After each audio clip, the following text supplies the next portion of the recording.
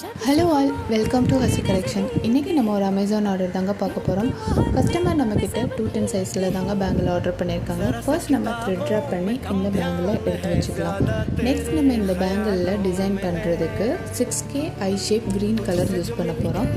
அந்த stone use பண்ணி நம்ம ஒரு ஃப்ளவர் பேட்டர்ன் ரெடி பண்ணிக்கலாம். 4 சைட்ஸில் ஃப்ளவர் பேட்டர்ன் ரெடி பண்ண பிறகு ஸ்கொயர் ஸ்டோன் யூஸ் பண்ணி சேம் கலரில் நடுவில் இருக்க கேப்ஸ் எல்லாம் ஃபில் பண்ணிக்கலாம்.